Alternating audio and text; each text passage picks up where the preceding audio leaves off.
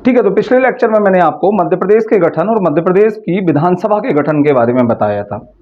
आज हम बात करेंगे मध्य प्रदेश की पहली विधानसभा के बारे में, पहले चुनावों के बारे में और इसके बाद मध्य प्रदेश के मुख्यमंत्रियों के बारे में। ठीक, तो मैंने आपको पिछले क्लास में बताया था कि जो मध्य प्रदेश की पहली विधानसभा है वो 1 नवंबर 1956 को अस्तित्व में आई, क्योंकि जो राज्य पुनर्गठन आयोग था, राज्य पुनर्गठन आयोग की अनुशंसा के बाद जो संसद थी उसने संविधान में 7वां संशोधन किया और भारत को 14 राज्य और 6 केंद्र शासित प्रदेश के रूप में पुनः गठित किया।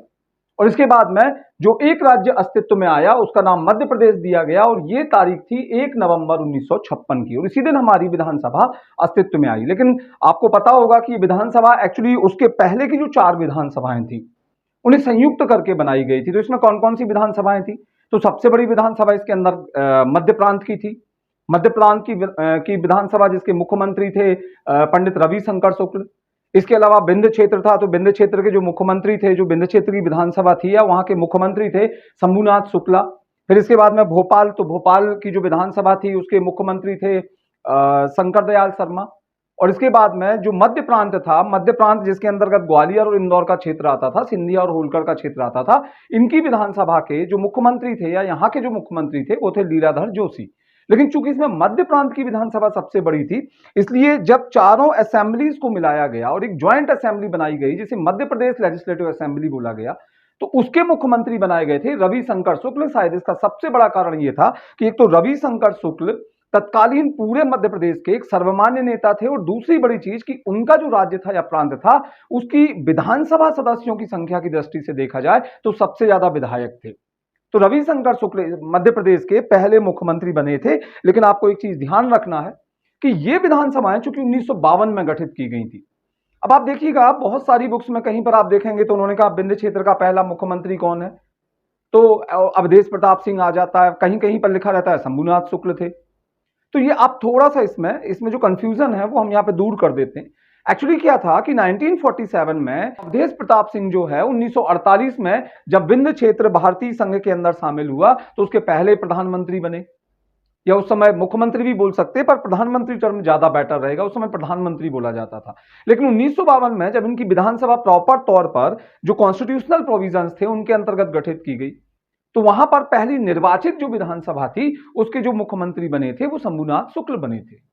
तो इस तरह से आप देखें तो 1956 में जब हमारा जो नया विधानसभा अस्तित्व में आया 1 नवंबर 1956 में, तो वो 4 विधानसभाओं को एसोसिएट करके उनकी ग्रुपिंग करके बनाया गया था। और इसमें जो 4 अलग अलग मुख्यमंत्री थे तो उन मुख्यमंत्रियों में से जो रविशंकर शुक्ल थे वो मध्य प्रदेश के मुख्यमंत्री बन जाते हैं, और बाकी जो मुख्यमंत्री थे तो उन्हें भी अलग अलग जो मंत्रालय थे, बड़े बड़े प्रमुख मंत्रालय, वो प्रदान किए गए। इसका मतलब 1 नवंबर 1956 में शपथ लेने वाले रविशंकर शुक्ल एक निर्वाचित विधानसभा के सीएम नहीं थे, जिसे हम मध्य प्रदेश की विधानसभा कह रहे हैं। ये एक्चुअली मध्य प्रांत विधानसभा के निर्वाचित सीएम थे, ठीक है।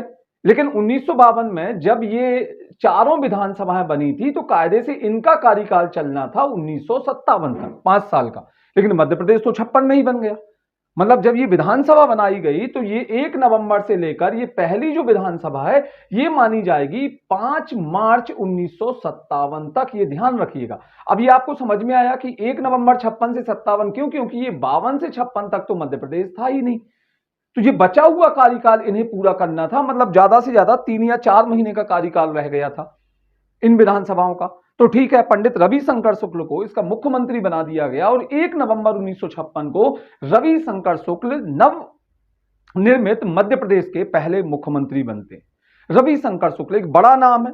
रविशंकर शुक्ल के बारे में ये बोला जाता है कि एक बहुत बड़े राजनीतिज्ञ के साथ साथ स्वतंत्रता संग्राम सेनानी भी रहे। मध्य प्रदेश में जो सागर जिला है उसके अंतर्गत एक रहली तहसील आती है, वहां पर गुड़ा नाम का एक गांव है, तो वहां पर रविशंकर शुक्ल का जन्म हुआ था। लेकिन कहते हैं कि इन्होंने लगभग पूरे मध्य प्रदेश में यात्राएं की थी। इनका जीवन देखिए। इसके बाद कहा जाता है कि इनके पिताजी राजनांदगांव चले गए तो कुछ समय वहां पर रहे। इनका जो 12th था जो वो जबलपुर के रॉबर्टसन कॉलेज, जो साइंस कॉलेज के नाम से जाना जाता है, वहां पर पूरा हुआ। इसके बाद में ये रायपुर कॉटन मिल में काम करने लगे थे। देन आफ्टर ये नागपुर चले गए थे। तो नागपुर में जब ये पहुंचे तो वहां जाके फिर ये स्वतंत्रता संग्राम में ओपनली इन्होंने पार्टिसिपेट किया था। और ये तो हम इंडियन एमपी की हिस्ट्री के अंदर पढ़ेंगे कि रविशंकर शुक्ल ने किन किन आंदोलनों में भारत में भाग लिया था। पर एक बहुत कद्दावर नेता ये मध्य प्रांत के बन गए थे। उस समय ई राघवेंद्र जो थे उनके काफी नजदीकी माने जाते थे, आपको पता होगा झंडा आंदोलन। लेकिन रविशंकर शुक्ल का जो महत्व है, जो राजनीतिक सफर है, वो हमें 1937 से दिखाई देता है। कैसे? 1937 में जब कांग्रेस ने पहली बार जो प्रांतीय विधानमंडल के चुनाव थे उनमें भाग लेने का निर्णय किया, तो 1937 में 11 प्रांतों के चुनाव हुए, भारत में विधानसभा के चुनाव हुए थे ये, और कांग्रेस ने सभी में पार्टिसिपेट किया, और कांग्रेस ने इनमें से 7 प्रांतों में सीधे सीधे सरकार बनाई थी, और 2 ऐसे प्रांत थे जिनमें कांग्रेस ने दूसरे दलों को समर्थन देकर उनकी सरकारें बनवा दी थी। आपको पता होगा कि केवल 2 प्रांत ऐसे रहे बाकी बचे हुए जहां पर कांग्रेस की सरकार नहीं बनी थी, जैसे कि पंजाब। तो पंजाब में जो सिकंदर हयात खान की यूनियनिस्ट पार्टी बनी थी उसने मुस्लिम लीग के साथ मिलकर सरकार बनाई, और एक बंगाल में कृषक प्रजा पार्टी थी जिसके नेता थे फजल उल हक, तो उन्होंने भी मुस्लिम लीग के साथ मिलकर सरकार बना ली थी। तो कुल मिलाकर डायरेक्ट या इनडायरेक्ट हम बात करें तो 9 प्रांतों में कांग्रेस की सरकार बनी थी, और इनमें से एक प्रांत मध्य प्रांत भी था। ये मध्य प्रांत की जो हिस्ट्री है ये काफी पुरानी है, मैंने पिछले लेक्चर में भी डिस्कस किया था कि मध्य प्रांत जो है बेसिकली 1903 में ये अस्तित्व में आया था। यदि प्रॉपर तौर पर देखें 1936-37 के अंदर इसमें जो बेरार वाला एरिया था, जो हैदराबाद के निजाम से लेकर इसमें मिला दिया गया था, तो ये मध्य प्रांत एवं बेरार के नाम से स्थापित कर दिया गया। और यहां पर 1937 का जो विधानसभा का चुनाव हुआ तो वहां पर पहले जो यहां पर कांग्रेस को पूर्ण मेजोरिटी मिली थी। ध्यान रखिएगा कि जो मध्य प्रांत एवं बेरार वाला जो क्षेत्र था वहां पर कांग्रेस को पूर्ण मेजोरिटी मिली। तो मध्य प्रांत में नारायण भास्कर खैर के नेतृत्व में कांग्रेसी सरकार का गठन किया गया था। ये मध्य प्रांत के पहले मुख्यमंत्री बने थे। पर यह माना जाता है कि उस समय रविशंकर शुक्ल की एक तिकड़ी चलती थी। ये 3 बहुत फास्ट फ्रेंड थे जो महाकौशल क्षेत्र से आते थे। अब थोड़ा सा आप देखिएगा कि जो खैर थे, तो खैर का थोड़ा सा झुकाव जो था वो बरार एरिया की तरफ था। राजस्थान तरफ वाले बेल्ट में से ये पहले बिलोंग करते थे, लेकिन ये महाराष्ट्र बेल्ट में आ गए थे, तो ये बरार के एक सर्वमान्य नेता थे। पर कहा जाता है कि उस समय जो महाकौशल क्षेत्र था तो 3 बड़े मित्र थे जिनकी तिकड़ी मानी जाती है। तो इसमें एक रविशंकर शुक्ल थे, और इनके बेहद फास्ट फ्रेंड हुआ करते थे द्वारिका प्रसाद मिश्र, और तीसरे व्यक्ति थे दुर्गा शंकर मेहता। तो ये 3 लोगों की तिकड़ी काफी महत्वपूर्ण मानी जाती थी। और इसमें से जो रविशंकर शुक्ल थे, तो रविशंकर शुक्ल को जो खैर मंत्रिमंडल था तो उसमें शिक्षा मंत्री बनाया गया था, ये एजुकेशन मिनिस्टर थे।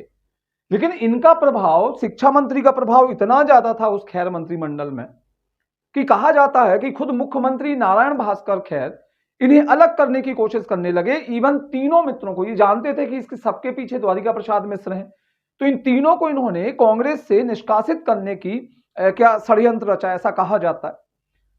और इन्हें मंत्रिमंडल से भी बर्खास्त करने के लिए इन्होंने तैयारियां शुरू कर दी थी। लेकिन यह भी माना जाता है कि उस समय रविशंकर शुक्ल का इतना ज्यादा प्रभाव था कि वहां उन्होंने कांग्रेस का जो आला कमान था उस समय, जवाहरलाल नेहरू यादव, तो इतना जबरदस्त प्रभाव था कि पता चलता है कि 1938 में 1938 में नारायण भास्कर खरे को ही मुख्यमंत्री पद से हटा दिया कांग्रेस आला कमान ने, और जो नया मुख्यमंत्री बना दिया गया वो रविशंकर शुक्ल को बना दिया गया। तो रविशंकर शुक्ल 1938 में मध्य प्रांत के मुख्यमंत्री बन गए, और ये वही प्रांत है वास्तव में जिसने लीड किया है मध्य प्रदेश के गठन को। ठीक है, लेकिन 1939 का दिन आता है, 1939 का समय आता है। ये दिन आप ध्यान रखिएगा, 22 अक्टूबर 1939, ये वो दिन है जब कांग्रेस के 9 में से 8 मंत्रिमंडलों ने इस्तीफे दे दिए थे। कारण क्या था? 1939 में दूसरा विश्व युद्ध प्रारंभ हो गया। कांग्रेसी मंत्रिमंडलों से, या यूं कहें कि कांग्रेस से पूछे बिना ब्रिटिश सरकार ने उस विश्व युद्ध में भारत को शामिल कर लिया, और इससे कांग्रेस की सरकारें काफी नाराज थीं। कांग्रेस का जो हाईकमान था वो काफी नाराज था, और इसका रिजल्ट ये निकला कि 9 में से 8 कांग्रेसी सरकारों ने इस्तीफा दे दिया। हालांकि इसमें ध्यान रखिएगा कि एक सिंध की केवल ऐसी सरकार थी जो कांग्रेस समर्थित थी। मैंने आपको बताया था कि केवल 2 राज्यों में सरकार नहीं बनी थी, बंगाल और पंजाब, बाकी सिंध में कांग्रेस समर्थित सरकार थी। मतलब इसमें एक गुलाम हुसैन हिदायतुल्लाह थे, तो उनकी लोकल पार्टी को कांग्रेस ने समर्थन दिया था। तो ये केवल सिंध की जो सरकार थी इसने इस्तीफा नहीं दिया, बाकी 9 में से 8 कांग्रेसी सरकारों ने इस्तीफा दे दिया, जिनमें एक सरकार रविशंकर शुक्ल की भी थी। ठीक है, बाकी फिर रविशंकर शुक्ल का जो स्वतंत्रता संग्राम था उसमें जबरदस्त कंट्रीब्यूशन रहा, चाहे वो 1942 का क्विट इंडिया मूवमेंट हो, और इसका उन्हें प्रतिफल भी मिलता है। 1947 में जब भारत आजाद हुआ और मध्य प्रांत का गठन किया गया, मध्य प्रांत एवं बेरार। ये पहले से ही मैंने बताया कि 1936 में वैसे ये प्रांत अस्तित्व में आ गया था, पिछले लेक्चर में हमने काफी डिटेल में देखा था इसको। तो 1947 में जब मध्य प्रांत एवं बेरार को पार्ट ए के अंदर रखा गया, ये part A B C D करके 4 विभाजन हुए थे, तो मध्य प्रांत एवं बेरार पार्ट ए का भाग था। तो इसके जो पहले मुख्यमंत्री बनाए गए वो रविशंकर शुक्ल को ही बनाया गया था। ध्यान रखिएगा, रविशंकर शुक्ल पहले मुख्यमंत्री बने 1947 से। इसके बाद में जब 1952 आया और पहला जो मध्य प्रांत और बेरार में पहला विधानसभा गठित किया गया वहां पर, और वहां के पहले इलेक्शन हुए आम चुनाव, तो वहां पर भी कांग्रेस को बहुमत मिलता है और पंडित रविशंकर शुक्ल क्या बनते हैं, मध्य प्रांत एवं बेरार के मुख्यमंत्री। इसका मतलब यह है कि 1947 से 1956 तक मध्य प्रांत एवं बेरार के मुख्यमंत्री पंडित रविशंकर शुक्ल ही रहे थे। ठीक है, लेकिन इसके बाद की कहानी थोड़ी सी रविशंकर शुक्ल के पॉइंट ऑफ व्यू से टिपिकल हो जाती है। होता क्या है, यहां पर देखिएगा, मैंने आपको बताया कि एक बहुत अच्छी फ्रेंडशिप है 3 लोगों के बीच में, गौरी शंकर मेहता। आपको पता होगा गौरी शंकर मेहता बेसिकली ये जो टूरिया जंगल सत्याग्रह सिवनी का आपने देखा होगा, क्योंकि सिवनी में भी रहे थे रविशंकर शुक्ल। तो इसलिए तो मैं बोल रहा हूं, चूंकि पूरे मध्य प्रदेश जो तत्कालीन मध्य प्रदेश था उसके एक सार्वभौम नेता माने जाते थे रविशंकर शुक्ल। लेकिन उनकी बहुत अच्छी फ्रेंडशिप थी द्वारिका प्रसाद मिश्र से, और कहा जाता है कि संभवतः द्वारिका प्रसाद मिश्र से जो उनकी मित्रता की कीमत उन्होंने चुकाई। और ये कीमत क्या थी, ये देखिएगा। एक्चुअली क्या था कि 1956 में 1 नवंबर 1956 में मुख्यमंत्री बनते हैं रविशंकर शुक्ल। लेकिन द्वारिका प्रसाद की हिस्ट्री पर जाएं, यदि हम द्वारिका प्रसाद मिश्र की हिस्ट्री पर जाएं, तो कहते हैं कि द्वारिका प्रसाद मिश्र बहुत ज्यादा क्लोज थे सरदार पटेल के। और उस समय सरदार पटेल और नेहरू के बीच में थोड़ा सा आप देखो कुछ पॉलिटिकल इश्यूज के ऊपर एक टेंशन था। गृह मंत्री भी रहे रवि, जो सरदार पटेल थे वो होम मिनिस्टर थे, यूनियन होम मिनिस्टर। और एक तिब्बत वाला इशू था। आपको पता हो कि तिब्बत, तो कहा जाता है कि थोड़ा सा जो जवाहरलाल नेहरू थे उनका सोशलिज्म की तरफ थोड़ा इंक्लिनेशन था, वो झुकाव था। उन्होंने एक बार एक कॉन्फ्रेंस में बोला भी था कि I am a socialist by nature, मैं प्रकृति से ही समाजवादी हूं। तो थोड़ा चीन की तरफ उनका रुझान रहा था, शायद वो कम्युनिस्ट फिलॉसफी के करीब थे। और जो पटेल थे, पटेल इस फेवर में नहीं थे कि तिब्बत इशू के ऊपर हम चीन को सपोर्ट कर दें। और शायद एक बड़ी वजह थी कि इसको लेके भी एक कॉन्फ्लिक्ट हमें दिखा सरदार पटेल और नेहरू के बीच में। और द्वारिका प्रसाद मिश्र उस समय सरदार पटेल के साथ थे। इसका मतलब यह है कि द्वारिका प्रसाद मिश्र ने नेहरू की नीतियों की खासी आलोचना की थी। इसलिए जब सरदार पटेल की मृत्यु होती है तो द्वारिका प्रसाद मिश्र ने कांग्रेस से इस्तीफा दे दिया। क्यों? क्योंकि नेहरू की नीतियों को वो पसंद नहीं करते थे। और यही एक बड़ी वजह थी कि नेहरू भी पसंद नहीं करते थे द्वारिका प्रसाद मिश्र को। अब चूंकि द्वारिका प्रसाद मिश्र बहुत फास्ट फ्रेंड थे रविशंकर शुक्ल के, इसलिए रविशंकर शुक्ल भी हाशिए पर चले गए थे, स्पेशली नेहरू की नजरों में।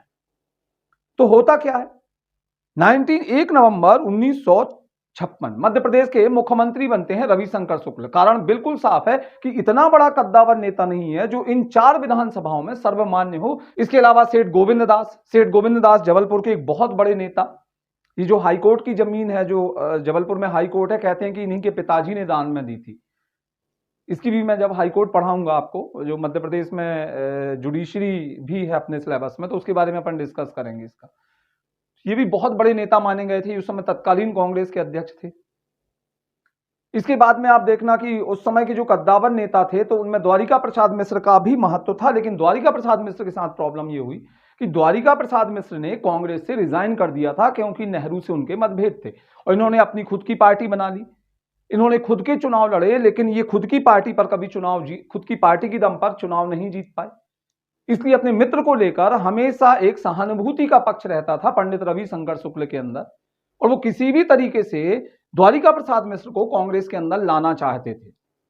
और कहते हैं कि काफी मदद भी की थी उन्होंने द्वारिका प्रसाद मिश्र की।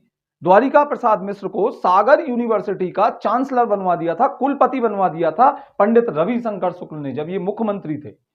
और ये चीज खटकती थी जवाहरलाल नेहरू को कहीं ना कहीं।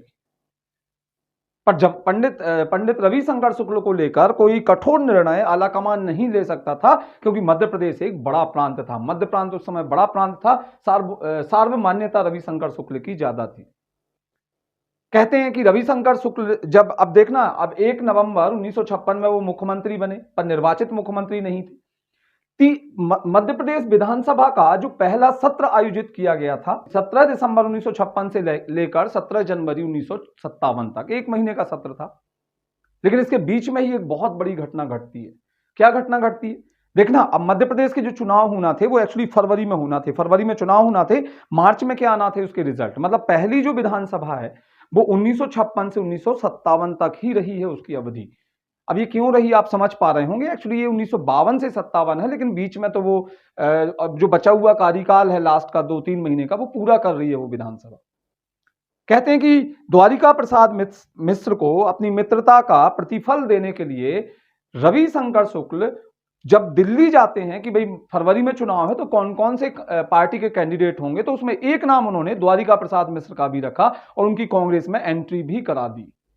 लेकिन कहा जाता है कि नेहरू इस बात से काफी खफा थे और उन्होंने खुद, आप देखिएगा 30 दिसंबर 1956 जो रविशंकर शुक्ल थे दिल्ली जाते हैं, वहां पर अपनी तरफ से मध्य प्रदेश के चुनावों में एक लिस्ट थमा दी जाती है। उस लिस्ट में कैंडिडेट के तौर पर द्वारिका प्रसाद मिश्र का भी नाम, और इसे भड़क जाते हैं नेहरू, और नेहरू की तरफ से एक जवाब आता है, उनके जो भी प्रभारी थे मध्य प्रदेश के, उनकी तरफ से जवाब आता है कि इस बार आपको भी चुनाव नहीं लड़ना है। मतलब रविशंकर शुक्ल का सिटिंग सीएम का ही टिकट काटने की बात कही गई उसमें। उनसे यह बोला गया कि आपको अब राज्यपाल पद के दायित्व का निर्वहन करना है। मतलब सीधा सीधा ये कि आपको इग्नोर किया जा रहा है, और शायद ये मित्रता की कीमत चुकाई रविशंकर शुक्ल ने। कहते हैं कि वो वापस आए, इसके बाद वो सेठ गोविंद दास के दिल्ली स्थित आवास पर पहुंचे और वहीं पर अगले दिन मतलब 31 दिसंबर 1956 में हार्ट अटैक से उनकी डेथ हो गई। ये काफी पेचीदा मामला था। अब राजनीतिक इतिहास में इस पर जो कुछ भी लिखा जाए, पर जो मुख्यमंत्री थे पंडित रविशंकर शुक्ल, वो केवल 60 दिन के मुख्यमंत्री रह पाए, 1 नवंबर से 31 जनवरी के बीच में। पर एक बड़ी चीज आपको ध्यान रखना है कि पंडित रविशंकर शुक्ल की जो मूर्ति है आज भी संसद भवन में स्थापित है। इनकी मूर्ति बनाई गई है, इनका एक स्टैच्यू बनाया गया है जो संसद भवन परिसर में रखा हुआ है। अब बड़ी प्रॉब्लम हो गई, सिटिंग सीएम की मृत्यु हो गई, 2 महीने बाद इलेक्शन है, क्या किया जाए, तो काफी ऊहापोह की स्थिति रही। और इसके बाद में भगवंत राव मंडलोई को 9 जनवरी 1957 में कार्यवाहक मुख्यमंत्री बना दिया गया। ध्यान रखना, ये एक एक्टिंग सीएम बनाए गए। भगवंत राव मंडलोई शायद सर्वमान्य दूसरे नेता माने गए, लेकिन काफी सिंपल पर्सन थे, खंडवा से आते थे, खंडवा के क्षेत्र से संबंधित थे और अपनी राजनीतिक उदारता के लिए जाने जाते थे, दावपेच नहीं आते थे इन्हें, तो इन्हें मुख्यमंत्री बनाया गया। लेकिन यहां पर जवाहरलाल नेहरू थे, तो जवाहरलाल नेहरू मध्य प्रदेश में किसी ऐसे व्यक्ति को मुख्यमंत्री अब बनाना चाहेंगे जिन पर उनका पूरा फेथ हो। तो एक नाम सामने आया, कैलाश नाथ काटजू, एक बहुत कद्दावर नेता माने गए। हालांकि कैलाश नाथ काटजू उत्तर प्रदेश की राजनीति में पहले से ही सक्रिय थे और मध्य प्रदेश में आने का उनका ज्यादा विचार नहीं था, पर ये जवाहरलाल नेहरू ही थे जो उन्हें मध्य प्रदेश के मुख्यमंत्री के तौर पर लेकर आए। इनका जो जन्म था वो जावरा में हुआ था, जावरा के पास में किसी गांव में हुआ था, ये रतलाम जिले में आता है और मंदसौर से ये सांसद भी रहे कैलाश नाथ काटजू। लेकिन कैलाश नाथ काटजू एक बहुत वरिष्ठ वकील, अपने समय के टॉप मोस्ट वकील माने जाते हैं, एक महत्वपूर्ण स्वतंत्रता संग्राम सेनानी भी माने जाते हैं। आपको शायद पता होगा कैलाश नाथ काटजू ने मेरठ षड्यंत्र केस जो हुआ था तो उसमें अभियुक्तों की तरफ से पैरवी की थी। 1929 आप मेरठ षड्यंत्र केस, ये जो 3 षड्यंत्र केस आपने शायद हिस्ट्री में पढ़े होंगे, एक कानपुर षड्यंत्र केस, पेशावर षड्यंत्र केस और मेरठ षड्यंत्र केस, और ये तीनों संबंधित हैं कम्युनिस्टों से। भारत में जब कम्युनिस्ट विचारधारा का प्रचार प्रसार होता है तो अंग्रेजों ने उसके अगेंस्ट में एक सख्त रवैया अपनाया था और कम्युनिस्ट नेताओं को अरेस्ट किया था। 1928 सरकार 2 बिल लेकर आई थी, public safety bill and trade dispute act, पढ़ा होगा आपने हिस्ट्री में ये दोनों बिल। ये पब्लिक सेफ्टी बिल क्या था? पब्लिक सेफ्टी बिल में यह बोला गया कि अब यदि कोई व्यक्ति संदिग्ध व्यक्ति दिखता है तो बिना किसी मुकदमे के, बिना ट्रायल के पुलिस उसे कस्टडी में रख सकती है, लुक लाइक अ रॉलेट एक्ट जैसा। तो ये पब्लिक सेफ्टी बिल था, इसमें पावर दे दी गई पुलिस को इतनी। और दूसरा trade dispute act. Trade dispute act का मतलब यह है कि कल को यदि पूंजीपतियों के बीच में और मजदूरों के बीच में किसी फैक्ट्री में डिस्प्यूट होता है तो उसमें असीमित अधिकार दे दिए गए जो मिल के जो ऑनर्स थे या फैक्ट्री के जो ऑनर्स थे। और ये इसलिए लाया गया था ताकि भारतीय जो मजदूर हैं या भारतीय लोग हैं उन्हें साम्यवादी विचारों से, कम्युनिस्ट विचारों से बचाया जा सके। और इसके अगेंस्ट में, और जब ये पावर मिली, पब्लिक सेफ्टी बिल पास हो गया था संसद से, जो उस समय सेंट्रल लेजिस्लेटिव काउंसिल थी, तो उससे 1929 में ये पास हुआ, दोनों बिल पास हो गए थे। और इसके बाद में 1929 में ही इसी पब्लिक सेफ्टी बिल को आधार बनाकर कांग्रेस कम्युनिस्ट पार्टी के 31 बड़े लीडर अरेस्ट कर लिए गए थे, और इसे मेरठ षड्यंत्र केस कहा जाता है। ध्यान रखिएगा, ये मेरठ कॉन्स्पिरेसी कहा जाता है। और आपको एक चीज और मैं बता दूं कि ये जो पब्लिक सेफ्टी बिल था और जो ट्रेड डिस्प्यूट एक्ट था, इसी के अगेंस्ट में भगत सिंह और बटुकेश्वर दत्त ने, जो सेंट्रल लेजिस्लेटिव असेंबली थी दिल्ली की, तो उसके सामने बॉम्ब फेंके थे, और इसके लिए बाद में उन्हें अरेस्ट भी किया गया था। हालांकि उन्हें लाहौर कॉन्स्पिरेसी के अंदर एग्जीक्यूट किया गया था, मतलब उन्हें फांसी की सजा दी गई थी। तो ये मेरठ षड्यंत्र केस जब हुआ था, कम्युनिस्टों वाला जो मैं अभी बता रहा था, इसमें कुछ अंग्रेजों को भी अरेस्ट किया गया था, वो कम्युनिस्ट लीडर थे, लाइक हचिनसन था इसके अंदर, फिलिप स्प्रैट था, ब्रैडले था, तो इनको भी अरेस्ट किया गया था। पर इन्हें बचाने के लिए जो वकीलों का एक ग्रुप बना था, जो पैनल बना था लॉयर्स का, उसे जवाहरलाल नेहरू ने लीड किया था। लेकिन उसमें एक जो वकील थे वो कैलाश नाथ काटजू भी थे, तो एक बहुत बड़े वकील रहे। इसके बाद में आपको पता होगा कि जो आजाद हिंद फौज के, आईएनए के जो 3 बड़े लीडर्स थे, उनके ऊपर जब दिल्ली में मुकदमा चलाया गया, जिसे रेड फोर्ट केस कहा जाता है, रेड फोर्ट ट्रायल कहा जाता है, लाल किला मुकदमा, गुरबख्श सिंह थे इसमें, ठीक। इसके बाद कैप्टन सहगल थे इसके अंदर, शाह नवाज थे। तो उन्हें बचाने के लिए भी वकीलों का जो पैनल बना था, उसके एक वकील भी कैलाश नाथ काटजू थे। इसका मतलब कैलाश नाथ काटजू का एक बहुत महत्वपूर्ण राजनीतिक योगदान रहा है भारत के स्वतंत्रता संग्राम आंदोलन में। और यही चीज एक और चीज 1937 में जो 9 राज्यों में कांग्रेस की सरकार बनी थी, तो उनमें एक राज्य संयुक्त प्रांत भी था, यूनाइटेड प्रोविंस, और यहां पर पहले मुख्यमंत्री बने थे गोविंद बल्लभ पंत। कहा जाता है कि गोविंद बल्लभ पंत ने अपना कानून मंत्री बनाया था कैलाश नाथ काटजू को। इसके बाद वो जो प्रयाग का पहला महिला विद्यापीठ था, उसके कुलपति भी रहे थे। लेकिन 1947 में जब भारत आजाद हो गया और group A, part A, part B, C, D का गठन हुआ, तो उसमें पार्ट ए के अंदर आप देखना जो उड़ीसा राज्य बनाया गया था, तो उड़ीसा राज्य के पहले, ध्यान रखना, पहले राज्यपाल कैलाश नाथ काटजू बने थे। जबकि जो ये 1947 से 48 तक उड़ीसा के पहले राज्यपाल रहे, जबकि 41 से लेकर 51 तक ये वेस्ट बंगाल के दूसरे राज्यपाल रहे। मतलब काफी महत्वपूर्ण पदों का निर्वहन किया था। एक और चीज कि जो मोतीलाल नेहरू थे, उनके काफी करीबी थे कैलाश नाथ काटजू। यही एक बहुत बड़ी वजह थी कि जवाहरलाल नेहरू सबसे ज्यादा भरोसा कैलाश नाथ काटजू पर ही कर सकते थे, डीपी मिश्र पर नहीं। तो जवाहरलाल, क्यों, बचपन से ही उन्होंने कैलाश नाथ काटजू को घर आते हुए देखा था, क्योंकि ये मोतीलाल नेहरू भी बड़े वकील थे, ये मिलते रहते थे, और इसका उन्हें फल मिला।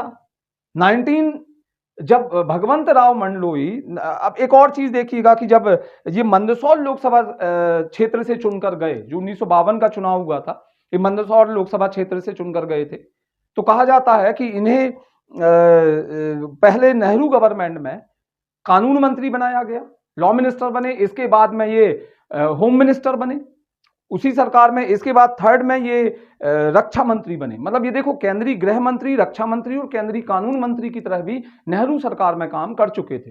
इवन जब इन्हें मध्य प्रदेश का मुख्यमंत्री बनाया गया था, उस समय ये रक्षा मंत्री थे। इन्हीं के बाद में जो रक्षा मंत्री बने थे वो वीपी कृष्णा मेनन बने थे। कृष्णा मेनन जो 1962 में चाइना के साथ हमारा युद्ध हुआ था, तो उस समय भारत के जो रक्षा मंत्री थे वो कृष्णा मेनन थे। 1965 में जो हमारा पाकिस्तान के साथ पहला युद्ध हुआ था, उसमें वाई चौहान भारत के रक्षा मंत्री थे। और 1971 में जो दूसरा हमारा युद्ध हुआ था पाकिस्तान के साथ में, उस समय भारत के जो रक्षा मंत्री थे वो बाबू जगजीवन राम थे। बाबू जगजीवन राम जो सबसे लंबे समय तक कैबिनेट मंत्री भी रहे हैं भारत में। ठीक है, ये तो अदर फैक्ट थे, थोड़ा सा अपन देखते जाते हैं इनके बारे में भी। लेकिन हम बात करेंगे कैलाश नाथ काटजू की। कैलाश नाथ काटजू 30 जनवरी 1957 में मध्य प्रदेश के मुख्यमंत्री बनाए गए। इसका मतलब भगवंत राव मंडलोई जो थे, उन्होंने केवल 21 दिन तक एज अ मुख्यमंत्री काम किया। हम मुख्यमंत्री भी नहीं कहेंगे, तो जस्ट लाइक अ acting CM, acting chief minister वो रहे। इसके बाद में कैलाश नाथ काटजू पहली बार मुख्यमंत्री बने। अब पक्की बात है कि अगले ही महीने जो चुनाव होना है विधानसभा का, वो किसके नेतृत्व में लड़े जाएंगे? वो कैलाश नाथ काटजू के नेतृत्व में लड़े जाएंगे। तो एक बहुत बड़ा चैलेंज है कैलाश नाथ काटजू को। ठीक है। 25 फरवरी 1957 में मध्य प्रदेश की दूसरी विधानसभा के लिए चुनाव होते हैं, लेकिन पहले चुनाव होते हैं कांग्रेस के लिए एक अग्नि परीक्षा जैसा। और इस चुनाव में कैलाश नाथ काटजू ने अपने आप को प्रूफ भी किया। और ये कहा जाता है कि कैलाश नाथ काटजू के नेतृत्व में कांग्रेस ने 288 में से 232 सीटें जीती थी। ये चीज ध्यान रखिएगा, ये पहली विधानसभा थी। और इस विधानसभा में एक चीज और ध्यान रखना है आपको कि उस समय 4 राष्ट्रीय पार्टियां चुनाव में भाग ले रही थी। तो इन 4 राष्ट्रीय पार्टियों में इंडियन नेशनल कांग्रेस है, जनसंघ ने भी इसमें पार्टिसिपेट किया था, तो दूसरी पार्टी जनसंघ हो जाती है। तीसरी प्रजा सोशलिस्ट पार्टी एक महत्वपूर्ण पार्टी मानी गई थी, तो ये भी उसके अंदर थी। और चौथी कम्युनिस्ट पार्टी ऑफ इंडिया। ये 4 पार्टीज ने कॉम्पिटिट किया था इस इलेक्शन को। लेकिन इसमें कांग्रेस को 232 सीटें मिली। हालांकि उसका जो निकटवर्ती जो निकटतम प्रतिद्वंदी दल था वो प्रजा सोशलिस्ट पार्टी थी। और प्रजा सोशलिस्ट पार्टी के ही हालांकि उन्हें 110 सीट नहीं मिली थी। चलिए वो मैं लीडर ऑफ अपोजिशन में बताऊंगा उनका, ठीक है। तो ये प्रजा सोशलिस्ट पार्टी सबसे प्रतिद्वंदी पार्टी कांग्रेस की मानी जाती है, पर कांग्रेस को बहुमत मिला। और इसके बाद में बाकायदा जो कैलाश नाथ काटजू थे, उन्होंने मध्य प्रदेश 15 मार्च 1957 में, ध्यान रखना ये 15 मार्च 1957 में मध्य प्रदेश के पहले निर्वाचित मुख्यमंत्री के रूप में शपथ ली। अब यहां पे आपको डिफरेंस करना है। यदि क्वेश्चन आ गया कि मध्य प्रदेश के पहले निर्वाचित सीएम कौन थे, तो ये कौन थे? कैलाश नाथ काटजू। एक चीज और ध्यान रखना कि 1956 में जब रविशंकर शुक्ल के नेतृत्व में पहला मंत्रिमंडल बना, तो उसमें कुल 12 मंत्री थे और 11 उप मंत्री थे। मतलब टोटल मिला के 23 मंत्री थे, जिनमें से एक मंत्री थी रानी पद्मावती देवी। शायद आपने खैरागढ़ के बारे में सुना हो, म्यूजिक यूनिवर्सिटी है वहां भी। पहले वो म्यूजिक कॉलेज था, अब वो यूनिवर्सिटी, संगीत विद्यालय खैरागढ़ का काफी फेमस है। और वही खैरागढ़ एक रियासत होती थी, उसी की जो महारानी थी वो पद्मावती देवी थी। और पद्मावती देवी मध्य प्रदेश की कैबिनेट मंत्री बनने वाली पहली महिला थी। इन्हें पब्लिक हेल्थ मिनिस्ट्री दी गई थी, लोक स्वास्थ्य विभाग दिया गया था इन्होंने, और उन्होंने काम किया था लेकिन ये जो चुनाव हुआ था, फर्स्ट जो इलेक्शन हुआ था, ध्यान रखना, ये हुआ था 25 फेब 1957। तो ये 25 फरवरी को चुनाव हुआ था। और इस चुनाव में कांग्रेस को 232 सीटें मिली। 36 महिलाओं ने इस चुनाव में भाग लिया था, जिनमें से 15 महिलाएं इस चुनाव में चुनकर आई थी। मतलब पहली जो निर्वाचित विधानसभा थी उसमें 15 महिला सदस्याएं भी थीं, ठीक है। और इस प्रकार कैलाश नाथ काटजू के नेतृत्व में कांग्रेस को पूर्ण बहुमत प्राप्त हुआ और उसकी सरकार बनी। और यह सरकार पूरे 5 साल तक चली। मतलब कैलाश नाथ काटजू मध्य प्रदेश के न केवल पहले निर्वाचित मुख्यमंत्री हैं, बल्कि वो पहले अपना कार्यकाल पूरा करने वाले मुख्यमंत्री भी हैं। इसके बाद में जो दूसरी विधानसभा थी उसका कार्यकाल 1962 में समाप्त हो जाता है। और कैलाश नाथ काटजू के नेतृत्व में ही तीसरी विधानसभा के लिए चुनाव लड़ा जाता है कांग्रेस द्वारा। ये चुनाव 1962 में हुए थे, लेकिन इसमें एक बहुत बड़ी प्रॉब्लम हुई। कांग्रेस को लगभग मेजॉरिटी मिली, 1-2 सीटें कम पड़ी थी, तो वो तो ठीक है, निर्दलियों से मिल गया था सहयोग। लेकिन इसमें सबसे बड़ी प्रॉब्लम ये हुई कि खुद कैलाश नाथ काटजू अपना चुनाव हार गए। मतलब सिटिंग सीएम ही चुनाव हार गया। और ये काफी पेचीदा स्थिति हो गई कांग्रेस के लिए। इस समय तक शायद द्वारिका प्रसाद मिश्र एक ऐसे राजनीतिज्ञ थे मध्य प्रदेश के, जिन्हें यह लग रहा था कि अब नेहरू से निकटता बढ़ानी पड़ेगी यदि मुख्यमंत्री बनना है तो। हालांकि वो ये भी देख रहे थे कि नेहरू उस समय अपनी पुत्री इंदिरा गांधी के लिए शायद राजनीतिक प्लेटफॉर्म तैयार कर रहे हैं। तो द्वारिका प्रसाद मिश्र ने अपनी राजनीतिक नजदीकियां इंदिरा गांधी के साथ बढ़ाई और वो इंदिरा गांधी को महत्वपूर्ण मुद्दों पर सलाह देने लगे। कुछ लोग तो यूं कहते हैं कि वो इंदिरा गांधी के प्रमुख राजनीतिक सलाहकार बन गए। और इसका उन्हें लाभ भी मिला कि इतिहास में उन्हें इंदिरा के चाणक्य के नाम से जाना जाता है। ध्यान रखिए, वो इंदिरा के चाणक्य थे, महत्वपूर्ण मुद्दों पर सलाह देते थे। इससे दिल्ली में स्पेशली उनकी राजनीतिक हैसियत काफी बढ़ गई थी, बावजूद इसके कि नेहरू उन्हें शुरू में ज्यादा पसंद नहीं करते थे, ठीक है। तो द्वारिका प्रसाद मिश्र को शायद ये लग रहा था कि उन्हें शायद मध्य प्रदेश का मुख्यमंत्री बनने का अब एक अवसर मिला है, क्योंकि कैलाश नाथ काटजू चुनाव हार गए। लेकिन चूंकि द्वारिका प्रसाद मिश्र एक विधायक नहीं थे, इसलिए उनका रास्ता अभी तो नहीं था मुख्यमंत्री बनने का, अभी तो वो नहीं पहुंच पा रहे थे मुख्यमंत्री की गद्दी तक। बीच का विकल्प निकाला गया, भाई किसे मुख्यमंत्री बनाया जाए, तो एक बार फिर भगवंत राव मंडलोई को मुख्यमंत्री बना दिया। मतलब ऐसा लग रहा है कि भगवंत राव मंडलोई एक ऐसे मुख्यमंत्री हैं जिन्हें जरूरत पड़ने पर मुख्यमंत्री बनाया गया। तो देखिए, पहले मुख्यमंत्री रविशंकर शुक्ल, दूसरे मुख्यमंत्री भगवंत राव मंडलोई, तीसरे मुख्यमंत्री कैलाश नाथ काटजू, चौथे मुख्यमंत्री कैलाश नाथ काटजू, पांचवें मुख्यमंत्री फिर से भगवंत राव मंडलोई।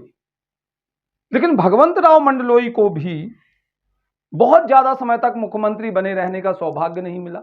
1964 में कांग्रेस के अंदर एक मेजर चेंज के लिए एक प्लान लाया गया, जिसे इतिहास में कामराज प्लान कहा जाता है। उस समय कामराज जो थे वो कांग्रेस के अध्यक्ष हुआ करते थे, और इसे कामराज प्लान के बारे में ये बोला जाता है कि कांग्रेस ने ये डिसाइड किया कि अब जो उम्रदराज कांग्रेसी हैं या वे कांग्रेसी जो लंबे समय से कांग्रेस के बड़े बड़े पदों पर या संवैधानिक पदों पर आसीन है, उन्हें उन पद से मुक्त किया जाए और यूथ को कांग्रेस के अंदर प्रमोट किया जाए। इस इतिहास में किस नाम से जाना गया है? कामराज प्लान के नाम से जाना गया। मतलब एक प्रकार से कांग्रेस का नवीनीकरण किया जाए। अब आप समझ पा रहे होंगे कि Kamaraj plan actually Indira lobby को राजनीति में फिट करने के लिए लाया गया, और इसमें तत्कालीन जितने भी बड़े नेता थे या जो कद्दावर मुख्यमंत्री थे, जो लंबे समय से राजनीतिक पदों पर या संवैधानिक पदों पर आसीन थे, उन सबकी छुट्टी कर दी गई। तो उसमें एक नाम भगवंत राव मंडलोई का भी था। भगवंत राव मंडलोई को मुख्यमंत्री पद से 64 में ही इस्तीफा देना पड़ा, क्योंकि जो हाईकमान था उसने इस्तीफा देने के लिए विवश कर दिया था। दूसरी बड़ी चीज कि द्वारिका प्रसाद मिश्र का इंदिरा लॉबी में महत्व बहुत ज्यादा बढ़ रहा था, और शायद भगवंत राव मंडलोई और द्वारिका प्रसाद मिश्र के बीच के जो तनाव थे या टेंशन थे, उसके चलते भी भगवंत राव मंडलोई को अपना पद त्यागना पड़ा। किसे मुख्यमंत्री बनाया जाए? तो कहा जाता है कि मुख्यमंत्री पद के लिए द्वारिका प्रसाद मिश्र। हालांकि अब आप ये कहोगे कि ये तो विधायक थे ही नहीं। तो 1964 में इन्होंने एक उपचुनाव लड़ा था छत्तीसगढ़ से, और वो छत्तीसगढ़ उपचुनाव जीतकर इन्होंने किसी जनसंघ के कैंडिडेट को हरा दिया था, और वो चुनाव जीतकर ये विधानसभा में प्रवेश कर गए थे। और इसके बाद में द्वारिका प्रसाद मिश्र को मध्य प्रदेश का नया मुख्यमंत्री चुन लिया गया। एक बहुत महत्वपूर्ण मुख्यमंत्री माने जाते हैं, मध्य प्रदेश की राजनीति के चाणक्य भी बोल सकते हैं आप इन्हें। कहा जाता है एक महत्वपूर्ण स्वतंत्रता संग्राम सेनानी। इनका नाम सविनय अवज्ञा आंदोलन में भी बहुत आगे मिलेगा आपको। इसके बाद भारत छोड़ो आंदोलन में भी इन्होंने बहुत महत्वपूर्ण भूमिका निभाई थी। द्वारिका प्रसाद मिश्र जो रविशंकर शुक्ल थे, तो रविशंकर शुक्ल के काफी क्लोज फ्रेंड माने गए थे। ठीक है, द्वारिका प्रसाद मिश्र जब 1942 में भारत छोड़ो आंदोलन के दौरान अरेस्ट हो गए थे, तो उस समय कहा जाता है कि इन्होंने कृष्णायन नामक महाकाव्य की रचना की थी जेल में रहकर ही। ये किताब आपको ध्यान रखना है, कृष्णायन। कभी क्वेश्चन आ गया कि कृष्णायन किसने लिखा था, तो द्वारिका प्रसाद मिश्र ने लिखा था। और यह भी बोला जाता है कि वो दैनिक लोकमत के संपादक भी रहे हैं। तो दैनिक लोकमत, श्री शारदा और सारथी नाम की जो पत्रिकाएं थी, उनके संपादक रहे। ये दैनिक लोकमत तो आपको पता हो कि दैनिक लोकमत में इन्होंने जो लाला लाजपत राय के ऊपर जब अटैक हुआ था वो लाठियों का, तो उसके बारे में जो लेख लिखा था, उसके अगेंस्ट में जो लेख लिखा था, तभी से इनकी प्रसिद्धि जो है वो बड़े बड़े नेताओं तक पहुंचने लगी थी कांग्रेस के। लेकिन वो तो नेहरू विरोध के कारण इन्हें मध्य प्रदेश की राजनीति में एक वनवास झेलना पड़ा था। ठीक है, इसके बाद में मैंने आपको बताया था कि जो रविशंकर शुक्ल थे, तो रविशंकर शुक्ल के कारण ही ये मध्य प्रदेश में जो सागर यूनिवर्सिटी है, तो उसके विश्व कुलपति भी रहे थे। जो मध्य प्रदेश सागर यूनिवर्सिटी जो है उसके कुलपति रहे। इन्होंने अपनी जो आत्मकथा है वो लिविंग एन इरा नाम से लिखी। एक बहुत अच्छे पत्रकार भी रहे, एक बहुत अच्छे राइटर भी रहे, एक कवि भी रहे। तो लिविंग एन इरा इनकी आत्मकथा, ये ध्यान रखना है। एक किताब भी लिखी है इन्होंने, सर्च ऑफ लंका, तो ये किताब भी है। ये दो खेल बहुत अच्छा खेलते थे, एक शतरंज और एक ब्रिज।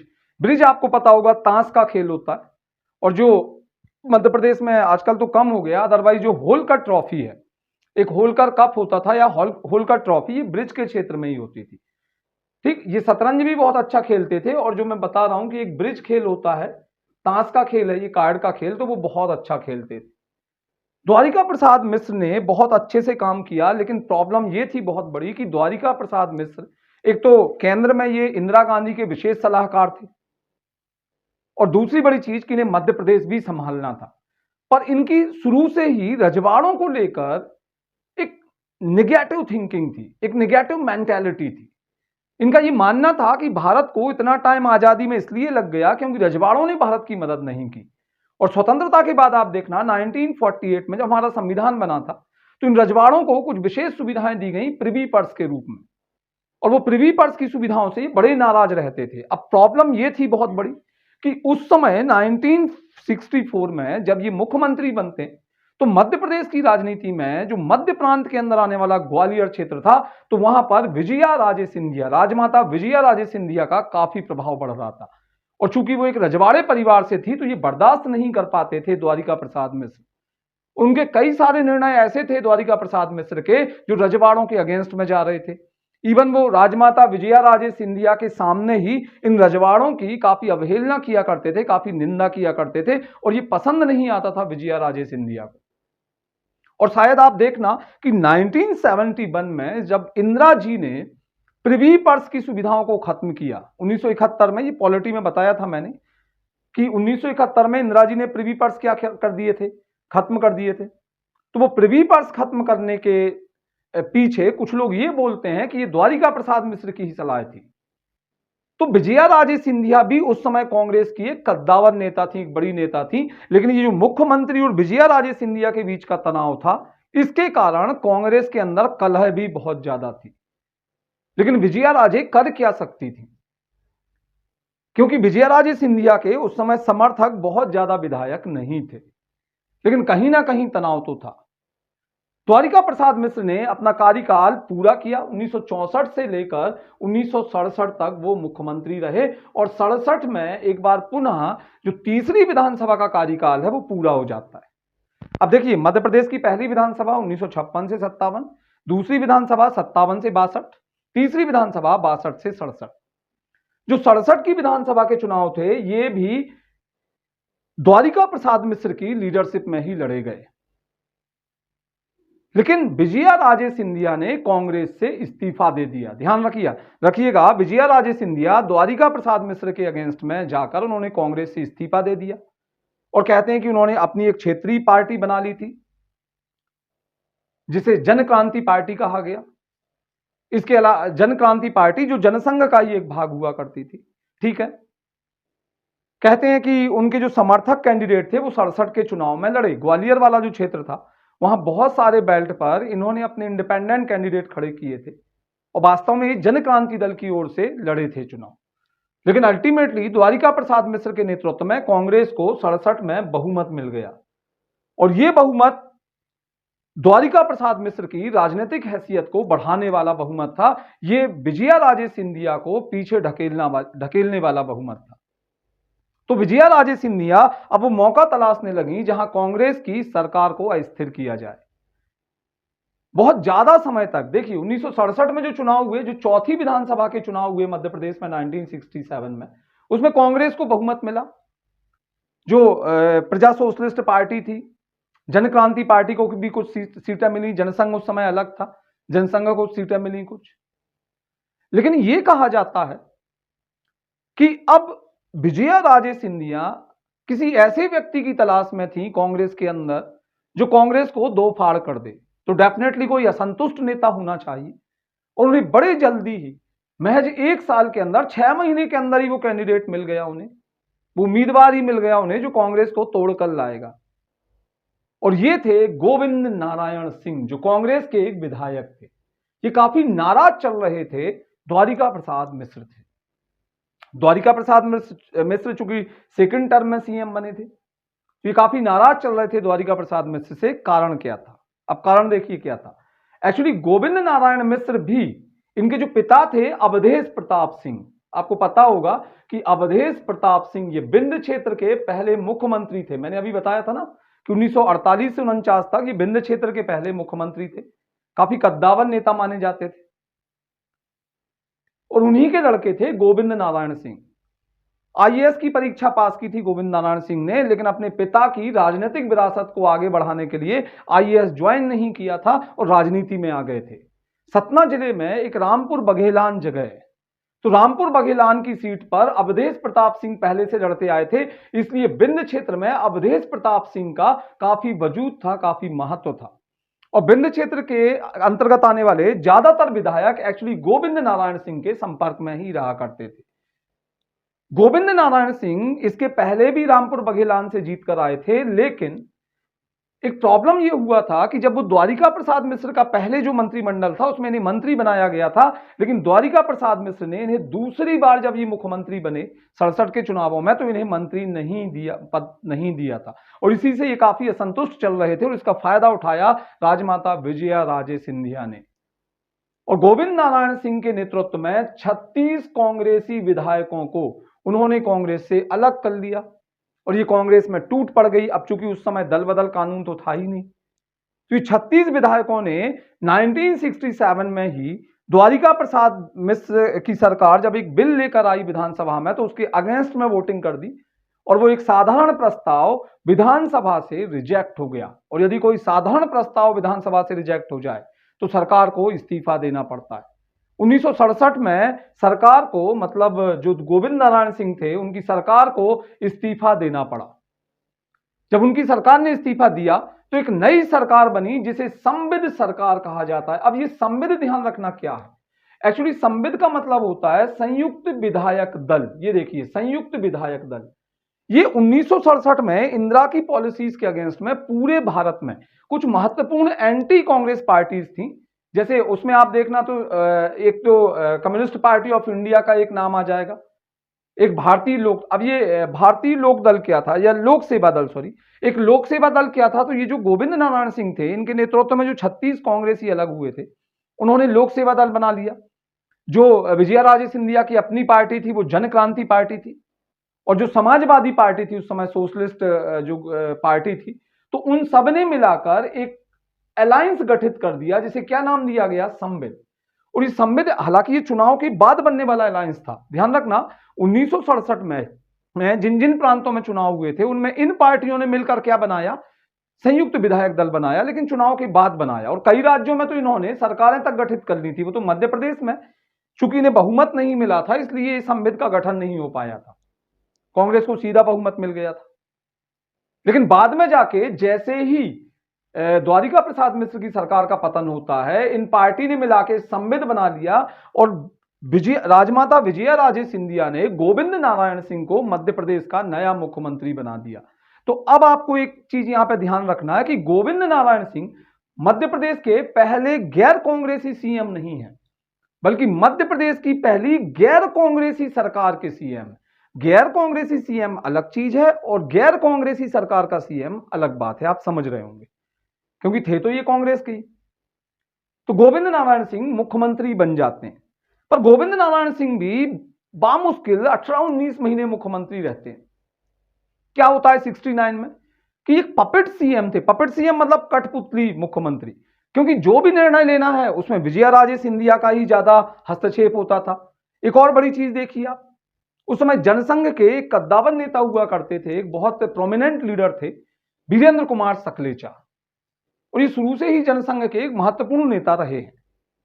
फिर विजया राजे सिंधिया, विजया राजे सिंधिया जो अब नई नई जनसंघ में आई थी, हालांकि लेकिन इनका ग्वालियर क्षेत्र में इतना ज्यादा प्रभाव था कि आप देखिएगा कि 1971 में अटल बिहारी वाजपेयी को ग्वालियर से जिताने का काम विजया राजे सिंधिया ने किया था।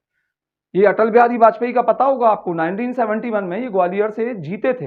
हालांकि अटल बिहारी वाजपेयी पहली बार लोकसभा पहुंचे थे बलरामपुर से। बलरामपुर उत्तर प्रदेश का जो गोंडा डिस्ट्रिक्ट है उसके अंतर्गत ये लोकसभा क्षेत्र आती है, और भी क्षेत्रों को मिलाकर। तो अटल बिहारी वाजपेयी पहली बार बलरामपुर से गए थे, लेकिन मध्य प्रदेश में वो, ध्यान रखना, 1971 में ग्वालियर से जीते थे। हालांकि 84 में वो हार गए थे ग्वालियर से ही, माधवराव सिंधिया ने, अब वो कांग्रेस में आ गए थे तो उन्हें हरा दिया था। फिर एक बार मध्य प्रदेश में एक बार और जीते हैं अटल बिहारी वाजपेयी 1991 के चुनावों में विदिशा लोकसभा क्षेत्र से। तो अटल बिहारी वाजपेयी एक्चुअली विदिशा से भी सांसद रहे लोकसभा के, हालांकि इस्तीफा दे दिया था उन्होंने, क्योंकि लखनऊ में एक साथ उन्होंने चुनाव लड़ा था 2 सीटों से, तो बाद में उन्होंने विदिशा से इस्तीफा दे दिया था और फिर वो लखनऊ से ही मेंबर ऑफ पार्लियामेंट या मेंबर ऑफ लोकसभा रहे थे। और मध्य प्रदेश में 1971 में उन्हें ग्वालियर से जिताने वाली विजया राजे सिंधिया आई थी, एक ऐसे समय में जब इंदिरा जी की लहर का काल माना जाता था। मध्य प्रदेश में आप देखना गुना जो सीट थी उसे खुद माधवराव सिंधिया जीते थे जनसंघ कैंडिडेट के तौर पर। इसके अलावा भिंड लोकसभा क्षेत्र से खुद विजया राजे सिंधिया जीती थी कि ऐसे समय में 1971 में जब पूरे भारत में इंदिरा जी का लहर ही चल रहा था और इतना जबरदस्त प्रभाव माना जाता है विजया राजे सिंधिया का। ठीक है, तो ये विजया राजे सिंधिया, लेकिन ये जो संविध सरकार बनी ये बड़ी अजीब सरकार थी। क्यों? क्योंकि इस सरकार में मुख्यमंत्री तो थे गोविंद नारायण सिंह, और जनरली आप देखिएगा कि मुख्यमंत्री ही विधानसभा में सदन का नेता होता है, लीडर इन द हाउस। वो हमेशा रूलिंग पार्टी का जो सीएम होता है वही होता है, मतलब जो सीएम होता है एक्चुअली रूलिंग पार्टी का नहीं, रूलिंग पार्टी का ही होगा सीएम। तो जो सीएम होता है वही रूलिंग पार्टी का लीडर होता है लोकसभा के अंदर और यहां विधानसभा के अंदर। लेकिन यहां देखिए आप, सीएम है गोविंद नारायण सिंह और जो रूलिंग पार्टी का लीडर है इन द हाउस वो है विजया राजे सिंधिया। और एक कंट्रोल करने के लिए, एक्चुअली सीएम को कंट्रोल करने के लिए एक अलग से डिप्टी सीएम बना दिया वीरेंद्र कुमार सकलेचा को। तो मध्य प्रदेश के पहले डिप्टी सीएम वीरेंद्र कुमार सकलेचा। अब चूंकि गोविंद नारायण सिंह, हर एक काम में दखल दिया जाता था सिंधिया राजघराने की तरफ से, और ये भी यूं कहें कि भाई बिंद के बड़े प्रोमिनेंट लीडर थे, कहां तक बर्दाश्त कर सकते थे। 1969 में इन्होंने अपने पद से इस्तीफा दे दिया, मुख्यमंत्री पद से गोविंद नारायण सिंह ने इस्तीफा दे दिया। ठीक है, संविद की सरकार हालांकि बनी रही कुछ समय के लिए, और कहा जाता है कि इनके इस्तीफे में सबसे बड़ा हाथ अर्जुन सिंह का था, जो बिंद क्षेत्र के एक और अन्य महत्वपूर्ण नेता थे। बिंद क्षेत्र जो अर्जुन सिंह थे उन्होंने ही और श्यामाचरण शुक्ल ने एग्री कराया था गोविंद नारायण सिंह को कि वो फिर से कांग्रेस में आए, उन्हें वही सम्मान पुनः कांग्रेस में प्राप्त होगा। अब चूंकि वो तो इस्तीफा देके कांग्रेस में आ गए, बाकी विधायकों का क्या? तो वो कुछ समय तक संविद में रहे। विजया राजे सिंधिया ने एक बार पुनः छत्तीसगढ़ के अंतर्गत आने वाले एक छोटे से राजा थे, राजा नरेश चंद्र, तो राजा नरेश चंद्र को अगला सीएम बनवा दिया। लेकिन 13 दिन तक ही राजा नरेश चंद्र मुख्यमंत्री रह पाए। दूसरे सबसे कम कार्यकाल के लिए नरेश चंद्र मुख्यमंत्री रहे मध्य प्रदेश में 13 दिन, और मध्य प्रदेश के पहले आदिवासी मुख्यमंत्री। लेकिन चूंकि वो कांग्रेस के सब विधायक इस तरफ आ गए कांग्रेस में, जो दल बदल करके कभी लोक सेवा दल की तरफ से शामिल हुए थे संविद सरकार में, तो ये कहा जाता है कि उस सरकार का भी पतन हो गया और कांग्रेस को फिर से मौका मिल गया एक बार अपनी सरकार बनाने का। अब ये देखिए, ये सब कुछ हो रहा है चौथी विधानसभा के दौरान। ये 1967 से 1972 तक जो चौथी विधानसभा का कार्यकाल था उसके दौरान ये सब हुआ। नरेश चंद्र 13 दिन के सीएम केवल रह पाए, और एक बार फिर बहुमत कांग्रेस की झोली में आ गया। कांग्रेस की झोली में आया तो भाई अब किसे सीएम बनाया जाएगा, तो डेफिनेटली सबकी नजरें किस पर हैं? द्वारिका प्रसाद मिश्र, वही सीएम बनेंगे। इंदिरा जी के भी काफी खास हैं, कोई प्रॉब्लम भी नहीं है, कोई दूसरा लीडर भी कांग्रेस का नजर नहीं आ रहा इतना स्ट्रॉन्ग। बिल्कुल तय था कि द्वारिका प्रसाद मिश्र अब सीएम बनेंगे। लेकिन उनके सीएम बनने के पहले ही याद करिए कि जो द्वारिका प्रसाद मिश्र ने 1964 में चुनाव लड़ा था, तो उसमें उनके जो अपोजिशन थे उन्होंने उनके अगेंस्ट में कुछ मिसकंडक्ट इन इलेक्शन का कुछ चार्ज फाइल किया था कोर्ट में, और हाई कोर्ट ने एक जजमेंट दे दिया कि उसमें वो दोषी करार दिए जाते। उन्होंने शायद जो एक रेंज थी, जो रेंज थी कि भाई आप इतना एक्सपेंडिचर कर सकते हैं, तो उससे ज्यादा खर्च किया था। इसलिए जो हाई कोर्ट था उन्होंने 6 साल तक के लिए उन्हें चुनाव लड़ने पर रोक लगा दी। अब चूंकि वो उसमें सजा प्राप्त थे इसलिए मुख्यमंत्री नहीं बन सकते थे, और इस स्थिति का फायदा मिला श्यामाचरण शुक्ल को, जो रविशंकर शुक्ल के बड़े लड़के थे।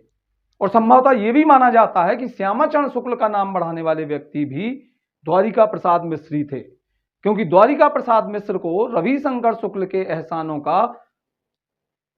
का प्रतिफल देना था, उन्हें एहसान चुकाने थे उन्हें, क्योंकि रविशंकर शुक्ल ही तो द्वारिका प्रसाद मिश्र को मध्य प्रदेश की पॉलिटी में या पॉलिटिक्स में इतने ऊपर लेके आए थे।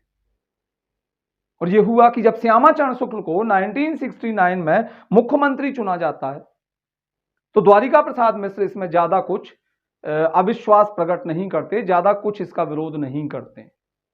तो अगले मुख्यमंत्री बनते हैं 1969 में श्यामाचरण शुक्ल। अब देखिए, मैं सीक्वेंस बता रहा हूं आपको मुख्यमंत्रियों का। सबसे पहले मुख्यमंत्री कौन है? रविशंकर शुक्ल।